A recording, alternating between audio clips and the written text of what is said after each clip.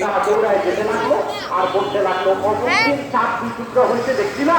ওরা বলছে হ্যাঁ আমরা নিজ চোখে দেখছি চাঁদ দুই টুকরা হয়েছে।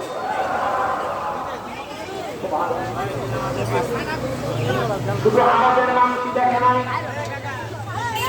আল্লামা সৈয়দ আনোয়ার কাশ্মীরি রাহিমাহুল্লাহ বুখারী শরীফের যে তাফসীরটা ফায়জুল বারীর মধ্যে তিনি উল্লেখ করেছেন, قد شاهده رجل من العلم اسمه بلرام।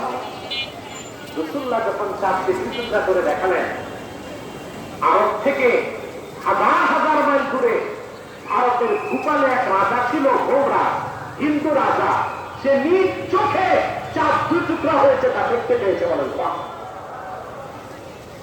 কি নাম ছিল রাজা? গোবরা। বেজু বলতে আছে বিখ্যাত।